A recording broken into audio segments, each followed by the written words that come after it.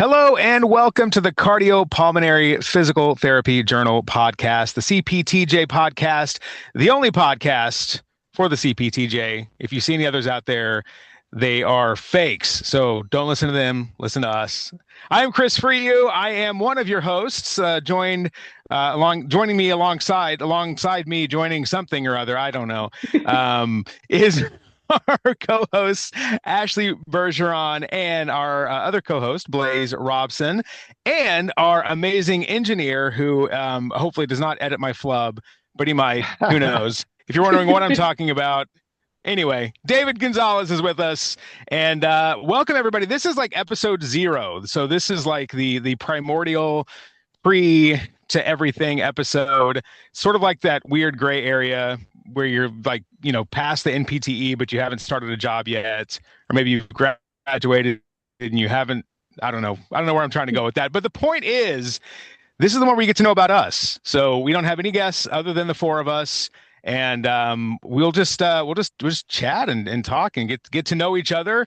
If you have never listened to the CPTJ podcast, welcome. If you are coming from the before times, whenever Rich Severin was the host of this podcast, we are inheriting this from him, and we are excited to continue and carry on the torch. But let's get to know each other. So Ashley, tell us a little bit about yourself. Yeah, for sure. First, I want to say, whenever you're talking about how this was like kind of in between the MPTE and job, I was thinking this is like the pre-birth era, and then episode 1 is like birth. So that's kind of where I felt like you were going with it. I just wanted to throw that out there. All right, so a couple of things about me. Let's just start from the beginning since we're talking about birth. I was born in Dallas, Texas. And then I grew up in Shreveport, Louisiana from the age of like 5 to 18. And then I made a journey over to Colorado for undergrad, where I ran a little bit for Colorado State, got injured, had my epiphany of becoming a PT because injuries and athletes and things like that. And then I went to University of Miami for PT school, where I had amazing mentors, which you'll kind of hear a little bit about the same mentors who were Rich's mentors at University of Miami in our next episode. And then fell in love with cardiopulm PT because there's a lot of cardiopulm PTs at University of Miami. And then I did my cardiopulm residency at Duke. And now I am in Houston working as a critical care PT at Methodist. That's kind of like my work history. A couple fun things about me, because it's not just all work. I really like to run. I'm training for another marathon right now, so that's kind of fun. How many marathons have you done? This will be my 4th, so nothing crazy. I literally just started whenever I was 25. That was me and like another friend's like bucket list thing, was to run a marathon whenever we turned 25. Listen, don't let her humility fool you. Whenever we were at the sectional meet, like the cardiopulm sectional meeting in Utah, I ran with her. I'm not a runner. And then she was blitzing ahead of me, and I was like, man, you're really good at this. This is kind of wild. She's like, yeah, I'm just, training for a marathon, no big deal. Meanwhile, I'm out of breath.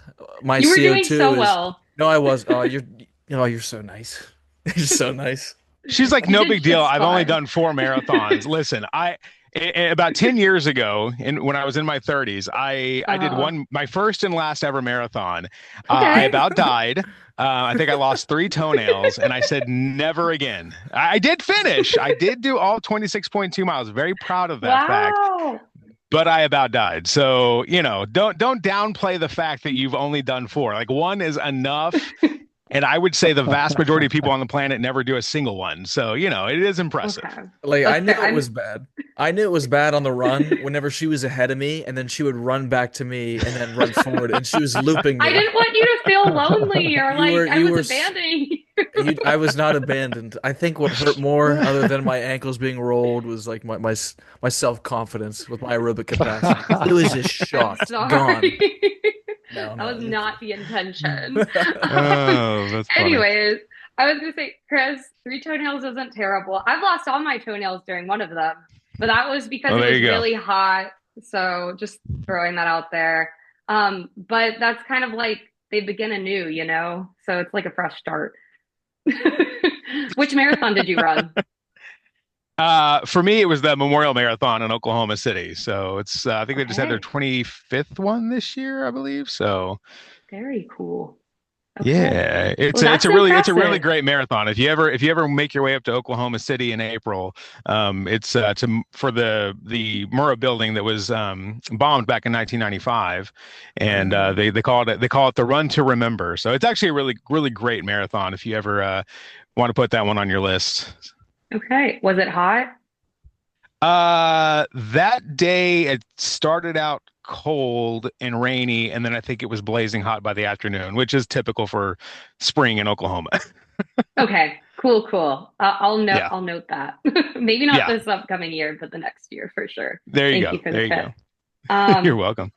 okay. I guess back besides running. I do have more things to me besides running. I really like plants, um, cooking, beaches, mountains. I don't know, so many different things. Dogs. I have two dogs, which I cannot show at this moment, but I do have a picture. That's one of them. Oh, Look that's at that. awesome. Look at If that. anyone Oh, wants to see it, oh yeah, I'll hold it longer for the audience. Okay, hiking. Okay, somebody else start going, and then maybe I'll think of more cool things. Blaze, tell us your background. What's up with you? What's up with me, the boy in the Hawaiian shirt? So, me, I was raised in Moundsville, West Virginia. I was born in Buffalo, New York. And so then I did my undergraduate and my doctorate in PT at West Virginia University, where I kind of stayed. I was not as adventurous as Ashley, so I just stuck to my roots, what I knew. And yeah, so then I ended up becoming the state's first CVP resident, which has been a daunting task, and I'm still on my residency now. I finish up in March, and it's weird because I feel like I've grown up like 5 or 6 times since I've turned 18. Because it's congrats, you're an adult now, but not really. And then you finish undergrad, like you did it, you got a degree. Am I an adult yet? No. And then when you finish PT school, everyone still calls you a baby. And whenever you're in the residency, they're like, "Oh, you're just a young PT." So I am like Peter Pan. I'm never gonna grow up in one way or another. Uh, so that's kind of where I'm at now, hanging out with you folks on the podcast because I met Ashley at that same meeting that she reduced my lung capacity by like 90%. Uh, Come on, it but was the yeah, opposite. no, oh, You true, probably true. felt so good whenever you went back to sea level. Oh, dude, I felt great, man. I felt like I was an Olympian. I was like Armstrong or someone.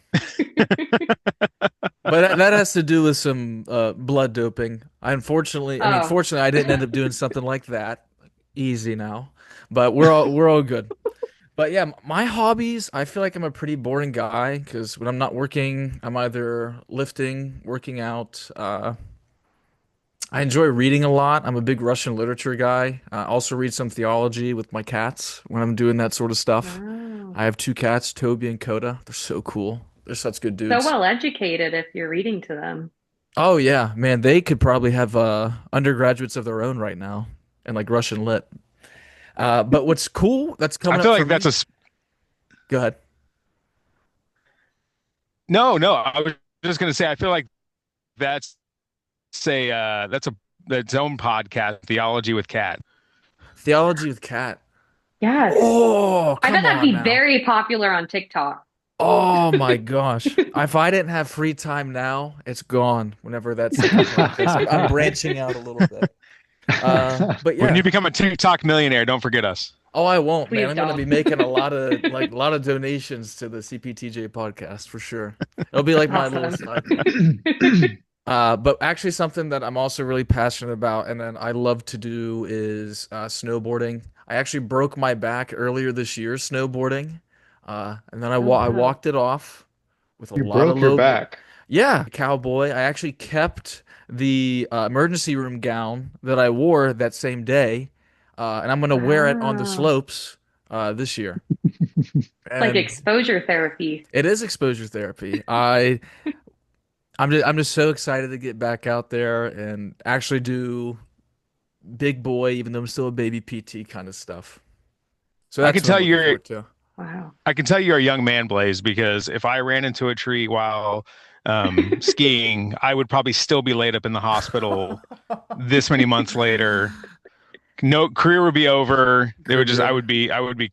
yeah, yeah. I think the funniest part about that was so I had my fracture, but I was able to like walk away after it. I'm using every neuron in my head to figure out what happened to me. Ended up going to the ED. Also, listen, I broke my coccyx as well, and they put me on that little sled that they ski patrol does, straight in sacral sitting. It hurts so bad. Oh Oh. God. And I remember one of the physicians in the ED looked at me and he goes, "We could admit you if you want to, and then we could have PT look at you tomorrow." And I go, "Oh boy, I wonder who's working." And then, yeah, hopefully, fingers crossed, nothing like that happens this year. Hopefully, it's just a nice season. I'm chilling out and I don't have to wear a hospital robe. Oh my gosh, I hope not. That's insane. And the fact that Oh my you still gosh. like are working out and running after that. What did you break? So I think I had an L3 compression fracture, and I was actually very fortunate, and I was able to hit my coccyx. So basically, I did a deep squat into a tree. I was trying to slow Oof. down. My board caught something, Oh. uh, and so I had a compression fracture there. Luckily, the orthopedic specialist told me, he's like, "Hey, you're young, you're strong. There was really no crazy displacement. You will not be able to tell that anything happened in an X-ray in a year," which is great for me. And I remember I was so frustrated because my first weekend on a full-time salary as a full-time salary employee was me just laying on my back for a full week. I used up all the PTO that they gave me right off the rip. Oh I had a no. massive snowboarding trip planned out to like Whistler up in Canada 2 weeks after I broke my back, and then I did watch my friends go. This isn't the Brutal. pity. That This isn't hurts. the Pity Blaze podcast. I promise you. It's the third podcast after the cats and the theology all at once. Enough about me. I want to know about this handsome dude in the suit. That's what I want to know about. Our amazing engineer, David. All right. Thank you, Blaze. I appreciate that. Making me blush over here. I don't know if you can see that in the lighting, but I'm blushing. So I'm David Gonzalez. I was born in the southernmost tip of Texas, Brownsville, Texas, to be exact. I'm a physical therapist, just like y'all. In a past life, I was an English teacher and a web and graphic designer, as well as a marketing specialist. So I've worn a few different hats, and I earned my doctorate at the University of Texas in El Paso. Loved El Paso, and I mostly practice in a pediatric setting, but I also work in inpatient rehabilitation and adult orthopedics. And when I'm not working, I'm working. I'm probably the most boring out of all of you. But one of my jobs, one of my side hustles, I am a strength and conditioning coach for teenagers. And I really enjoy that because it gets me away from the grind, essentially. Like I'm still working, but it's a little bit of a break, and I really enjoy working with the student athletes. And I'm also the media editor for the Cardiopulmonary Physical Therapy Journal, and I get to do this podcast as part of that. And I really enjoy getting to interact with all of you. It's been really nice getting to know you. Um, and I guess when I'm not working, actually, I'm probably running, not as much as Ashley. I don't run marathons. I run, the occasional 5 or 10K every 10 years or something like that. A But runner is a runner. Doesn't matter how far. I'm running from my demons, okay? No. That's why I run so much. I also lift occasionally. I do the row erg. I have a concept two. Really like it. And uh, yeah, that's pretty much it. He says pretty much it like he didn't just name a laundry list of super cool No, responsibilities that he literally. has. Do you drink caffeine, David? I straight into the vein right here, baby. Straight into the Oh, vein get right that here. IV in directly into the Yeah. bloodstream. I do want to brag on David real quick. So the way we've recorded some of these podcasts, we got a message from David, I don't know, it was earlier this week with some graphics for the podcast.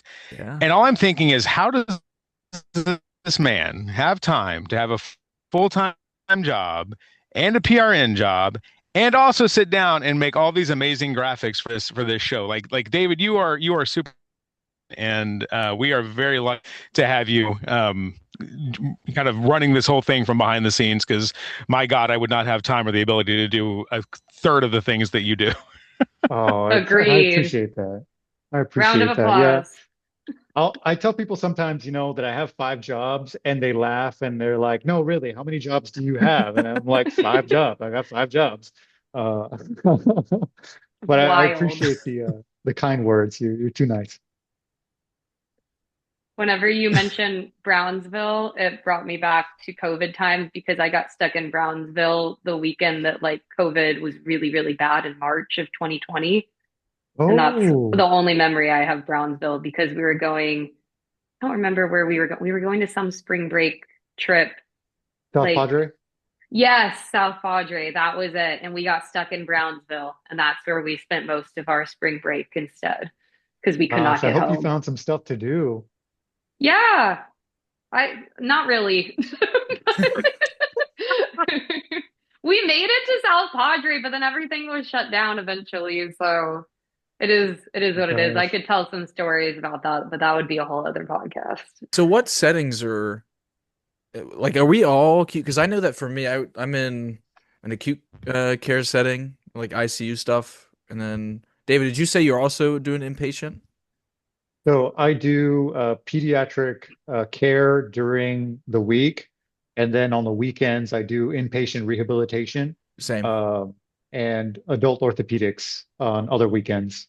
Okay, cool. I mainly am just in critical care right now. But for my residency, I did outpatient pulmonary and cardiac rehab. So about 6 months of experience in that, and then Ooh. did critical care for that. Yeah, it was super fun. Really enjoyed it. Duke has one of the only pulmonary rehab programs where like lung transplant patients have to go before and after their transplant. So that was cool to Oh. like see them across the continuum of care. And now I'm just rehabbing people prior to transplant, but in the CICU setting. So it's kind of where I am at. So I also work in acute care, and I guess this is a good point for me to kind of tell who I am. I started this Oh thing, and yeah. I didn't start the podcast, but I Yeah. started this episode of the Yeah. podcast, and then I just kind of threw it to everybody else. So And we I'm forgot to actually throw kind it of to you. no, I'm it's sorry. totally no, it's totally fine. So I am late to the game in the PT world. PT is actually a second career for me. I spent the first 18 years of my career as a radio DJ in Oklahoma City. I still live in the Oklahoma City area. Pretty much did that from the age of 18 until about 36, and I lost my job. My company had a reduction in force, and prior to that, that happened right at the beginning of 2020, before COVID and all that. And then in the fall of 2019, my wife, well, actually, let me say this. At the beginning of 2019, my wife tore her rotator cuff, and I had to take her to her PT appointments at outpatient. And I have since learned I was one of those weirdos that goes back into the gym with the patient and just like hangs out, because most people don't do that. Um, but I did. And I was watching what the PTs were doing, and I actually found it really, really cool and interesting. And so I kind of got into it, and I was sort of looking for something else to do at the time anyway. And so I started going back to school to get some prereqs done. Anyway, fast forward, lost my job in 2020. I was like, well, I guess this is what I'm doing now, is trying to be a PT. So finished out my school and my prereqs rather in 2020, applied and got into Baylor, and did their 2-year hybrid program, was there in 2001 and 2002, which is where I met Rich Severin, which is how I ended up somehow down the road as part of one of the hosts of this podcast. So weird how life kind of turns out. But anyway, and yeah, graduated in 22, and then in 23, I started my first and only job I've had so far as a PT. I work at a cardiac specialty hospital. So we see a lot of patients in the cardiopulm realm. although I'm not a cardiopulm specialist. I do a lot of wound care there as well, and that's sort of where most of my interests lie, actually, is in the wound care realm. So I'm planning in a year or two, hopefully go for my wound management clinical specialist. So while you guys are all the cardiopulm specialists over here, I'll be the wound care guy, I guess. But I do see cardiopulmonary patients all day long. So I have enough of a knowledge. And actually, I'm hoping like I'm going to learn a lot more just doing this podcast and things that I can take back to my patients and do with them, which would be amazing. So, but that's kind of the quick and dirty on me. I grew up around the Oklahoma City area. I've lived here my entire life. I'm married. I have an amazing little 20-month-old boy who is crazy, and that's why I do this podcast in the car. If you've been watching this whole thing, you've noticed like it's gotten dimmer and dimmer and dimmer. It's because I'm in the car and the sun is setting because it's winter time now and the sun sets at 3 p.m.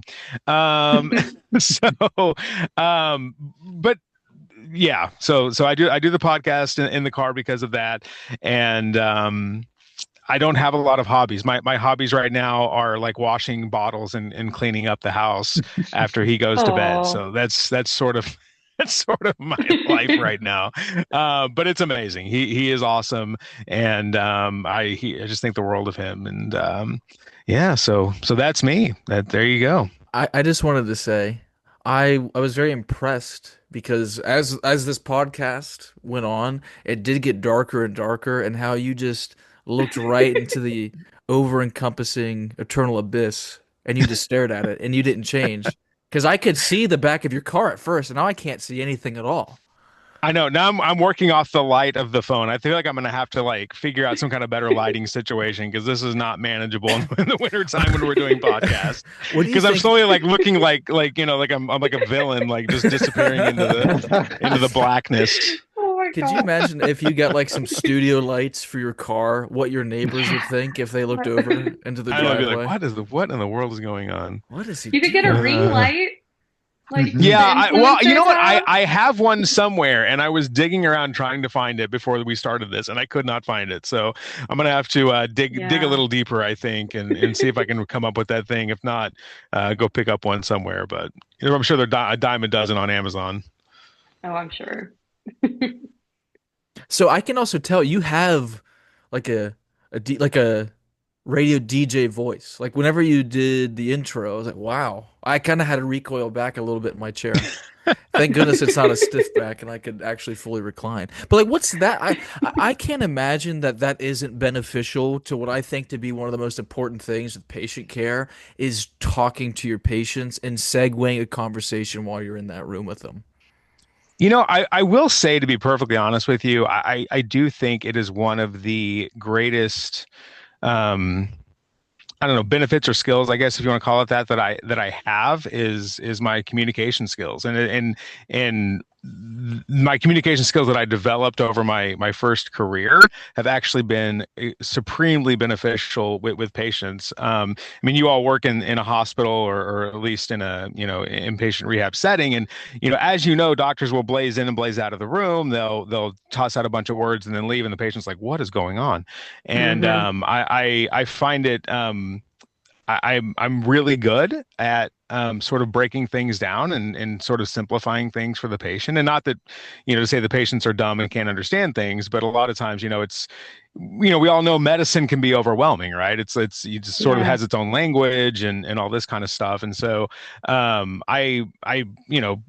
one of the easiest ways for me to build rapport is just talking with people, and talking with people and helping them understand what's going on with their bodies and their care and all that kind of stuff. And it has been hugely, hugely beneficial. It does help with being able to talk to patients. That's for sure.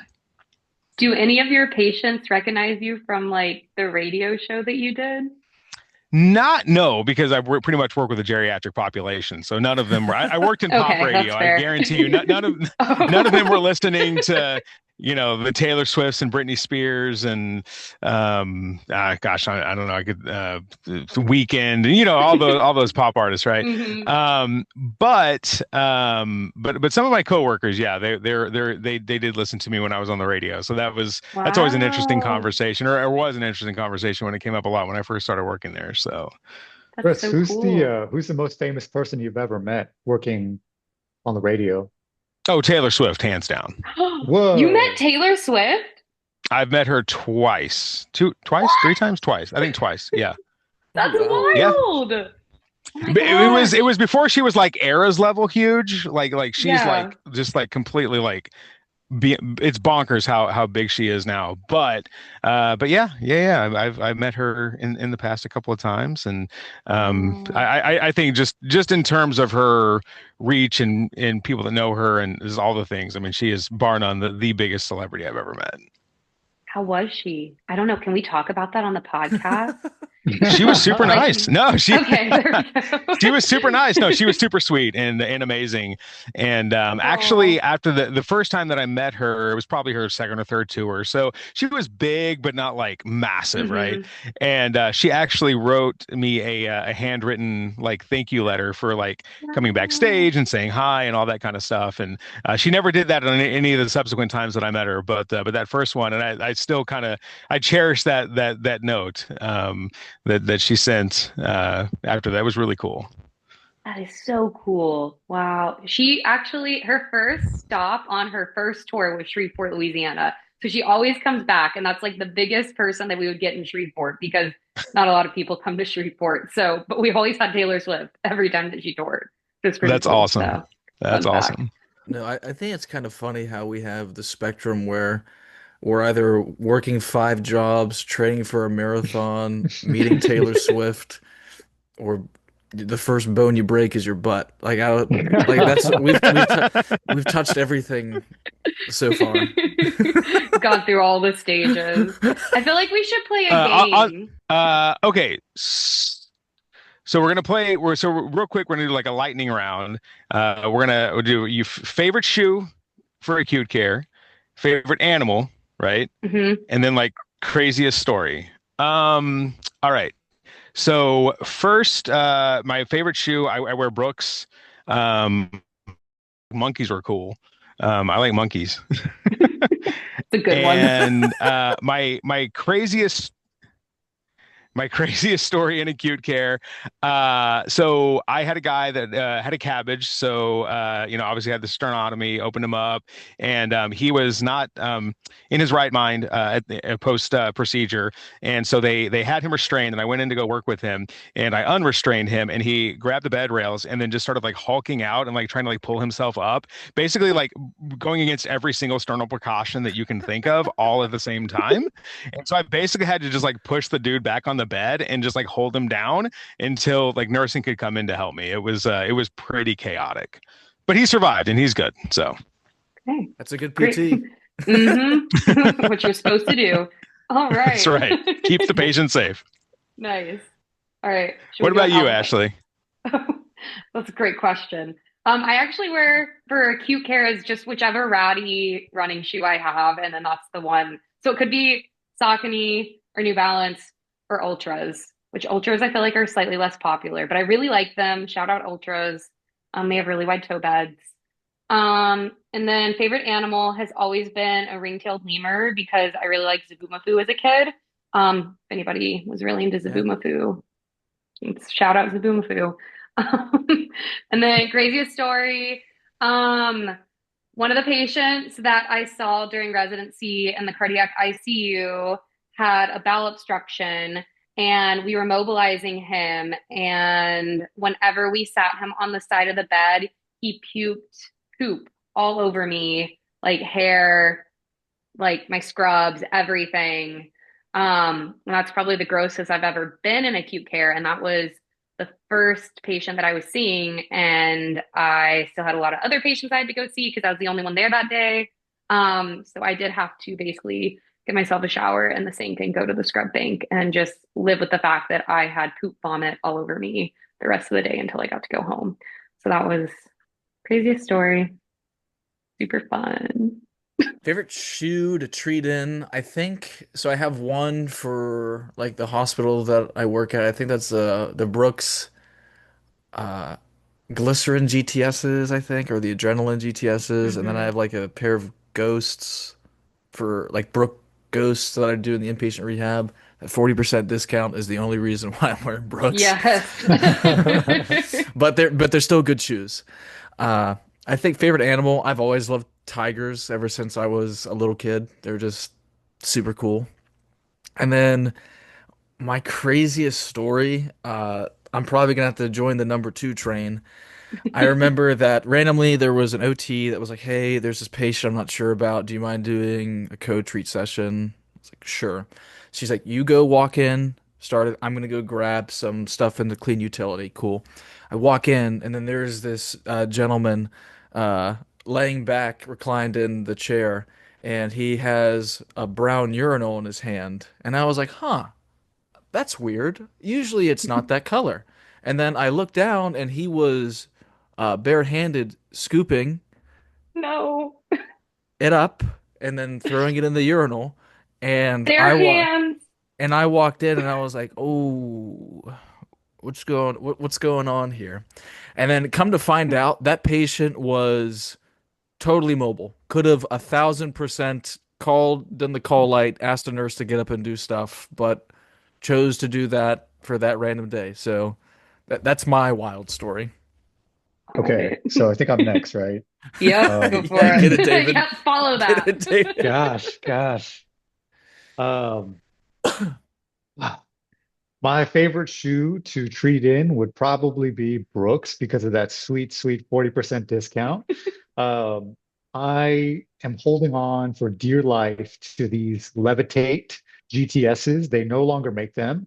I think that they were replaced by the Hyperion collection, which I have not tried, but I think that they're the closest thing to them.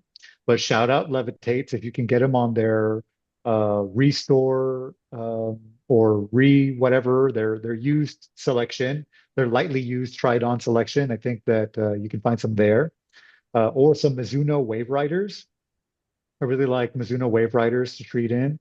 Um, my favorite animal probably would have to be just a domestic cat. I really like cats. My wildest story, gosh. So I don't work acute care, but I work inpatient rehab. And, I think one of my wildest stories, it's a toss-up between one time I had a patient that was a double amputee and a cabbage. And, I didn't see a protocol for the upper extremities. They didn't have any sternal precautions, which I found a little bit odd. They didn't have move in the tube. They didn't have any of that. So I called up the surgeon and I said, "Hey, I didn't get a protocol for the upper extremities. Didn't get any weight-bearing precautions or anything like that. Just wanted to check in with you to see if," and I think this is what made my grave, but I wanted to see if you made a mistake. And they took very much offense to that. And they said, "Do you think that anything you do is really going to affect my sutures?" And I was like, you know, Like, I don't know. I think I was still a student at that point in my like second Oh. rotation. And I was like, "You know what, sir? I'm just calling because my CI told me to call." And they're like, "You know Just throw what, the CI PT?" under the bus. Yeah, they're like, "You know what, PT? Yes, I am going to give you some protocols." So I was like, "All right, thank you. I appreciate that." And then he was like, "He's now non-weight bearing completely for both upper extremities and lower That's just mean. extremities." And I was like, "What?" So we had to discharge that patient, and I had to explain to the rehab manager why that patient was being discharged. Wow. Ultimately, everything was fine because I was a student, and I guess, I could do no wrong really. And ultimately, they felt that it was a surgeon that was a little bit hot-headed, but um, that's probably the craziest thing aside from getting peed on. I got a Yeah. threat. They told me, "Hey, you know what? One day I'm gonna get you back for those sit to stands you made me do." And I was like, "Ha ha ha, sure." Anyway, I did a sit to stand with her, and she just straight it up, let it all out. It was like waterworks. I mean, just I couldn't believe that it wouldn't stop. And I was holding her, and she wasn't stable, so I had to just take it. But she peed all over me, all over my clothes, all over my scrubs. Had to change, you know. But yeah, it's probably the craziest story. I have crazier stories in pediatrics, but maybe in another time I'll tell you those stories. Yeah. We can always do like a special episode with new stories or extra stories. I'm sure we've got lots. That's wild. Well, on that note, with three body fluid stories in a row, I think Hopefully should nobody's we wrap eating this during up? this. Yeah. Let's wrap it up. Yeah. Let's wrap it up. Ready. Hey, thank you guys so much for listening to this episode 0, and just letting us tell you about us and who we are. And honestly, we are all looking so forward to carrying the torch of the CPTJ podcast, and just highlighting stories of all the amazing clinicians and PhDs and doctors and everybody out there that is just doing all this frontline research in the cardiopulmonary world.